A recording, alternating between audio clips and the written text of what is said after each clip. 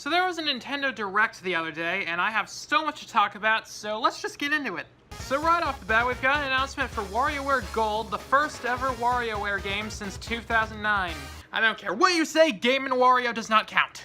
This game will have over 300 micro-games, the most ever in the series, featuring classics from across the entire franchise, along with some new ones. This also marks the return of all of our favorite characters from the past games, like Nintendo Fanboy 9volt, Twin Ninjas Cat and Nana, and the girl next door living in the Haunted Mansion. You'd better learn her name because it's Ashley. Then they announced Dylan's Dead Heat Breakers for the 3DS, some kind of strategy game with an armadillo named Dylan who teams up with your Mii's persona to save the world or something. They're remaking Bowser's Inside Story, the game where Bowser eats Mario and Luigi alive, and they have a crazy adventure inside his digestive system, and I couldn't make that up if I tried. But they also have an extra mode starring Bowser Jr., which looks pretty cool. Next up, they gave more info on Detective Pikachu, possibly the second weirdest game we'll talk about today, but we'll get to number one later. It still looks weird, but there were some funny moments in the trailer. Quick attack! How was that? Did I do it? I might just pick this one up. It's also got a super large Detective Pikachu amiibo, so I definitely want that at least. They're also remaking Luigi's Mansion for the 3DS. I love Luigi's Mansion and how it's just so unique compared to every other game in the Mario series, and I can't wait to play it on the 3DS. I know it would probably be a bit cooler if they had ported it to the Switch, but I understand why they put it on the 3DS since the sequel is also on there.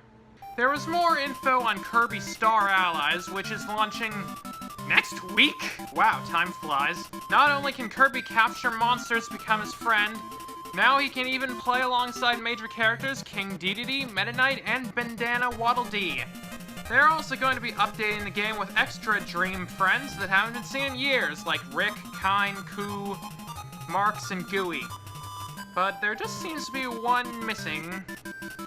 Come on, Nintendo, you let Kirby have an artist ability in this game. She needs to come back. Okami is getting an HD remake on the Switch. I never played Okami, but it looks really interesting, and I kind of want to play it. Sushi Striker, The Way of Sushido, is an arcade-style game that takes place in a world where sushi has been banned, and you play as some kind of sushi ninja trying to hit everybody with as much sushi as possible. Okay, sure, why the heck not? It looks fun. They announced a release date for Octopath Traveler, which will be July 13th. I still have been meaning to play the demo for that game. It always looked interesting. The graphics alone, with their mix of 16-bit sprites in the 3D world, is just breathtaking. Travis Strikes Again, No More Heroes looks insane. It stars a man who went into a new video game console to physically destroy bugs in the system with the power of laser katanas. I somehow doubt that bug testing is this cool in real life, but I so hope it is. Dark Souls is coming to the Nintendo Switch with its own amiibo of the main character praising the sun, which in all honesty is gonna look hilarious next to all my other amiibo. I've heard a lot about Dark Souls, and this Nintendo Switch version might just be what I need to get into it. If there's one thing I know about Dark Souls, it's that it's really hard. I mean, it's almost like it's the Dark Souls of... Wait a minute. Next, they had some information on Mario Tennis Aces, which looks like a fun Mario Tennis game, but they spent way too much time talking about this game. You don't need to explain how to play tennis, guys. Tennis is very easy to understand. Literally, the first video game ever was basically tennis. The story mode looks interesting, though, and they've got a free online tournament before the game launches. You bet I'm gonna be in that tournament. I doubt I'll get far, but I'm gonna try.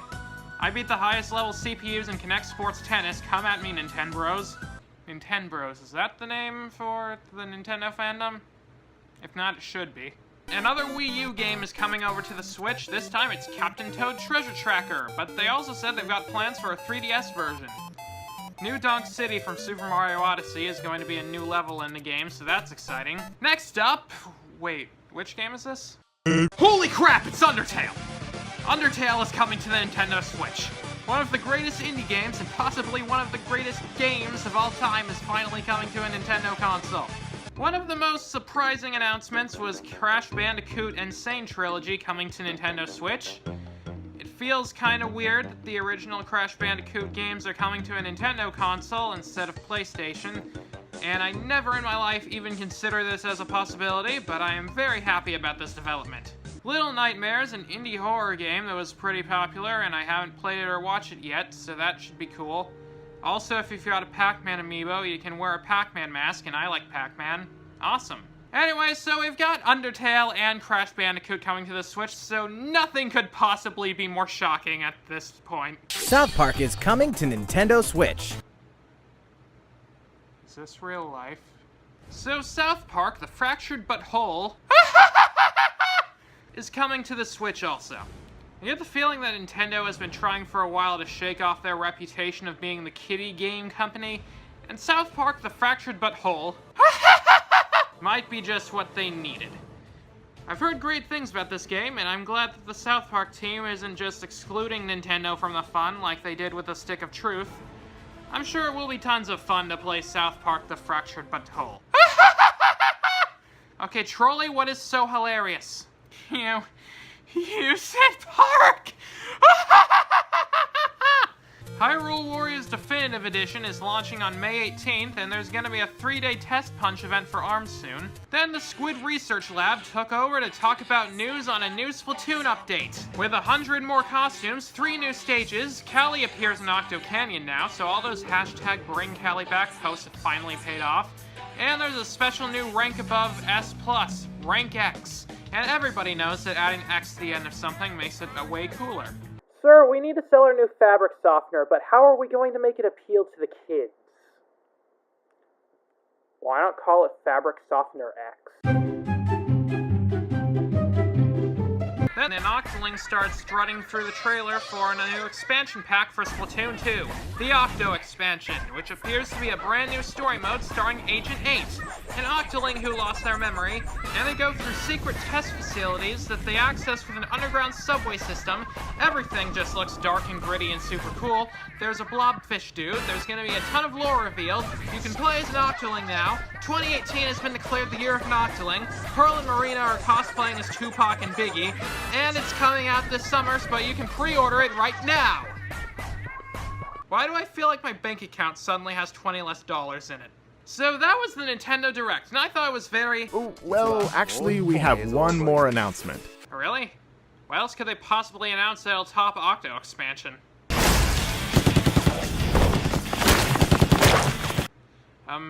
More about Splatoon? This is a weird way to announce that.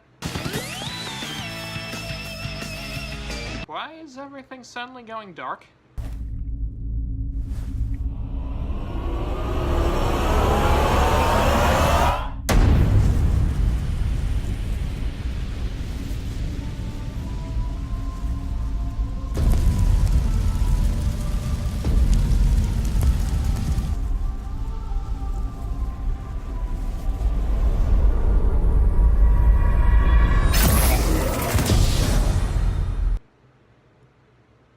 Oh.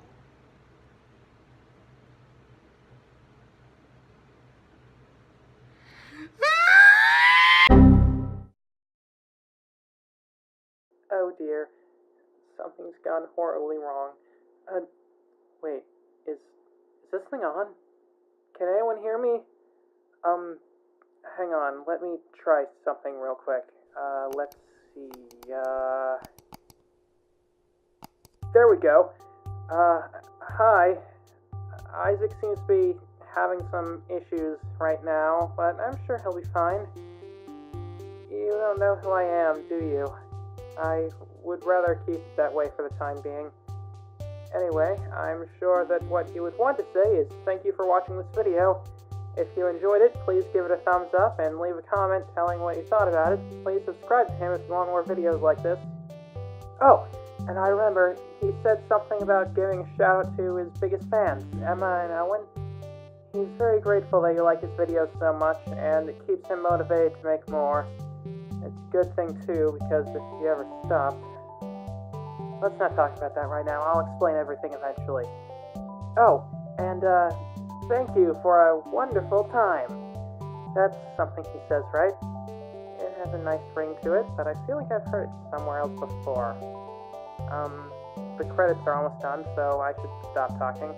Wait, I almost forgot. Isaac, if you ever hear this, remember, no matter what you do,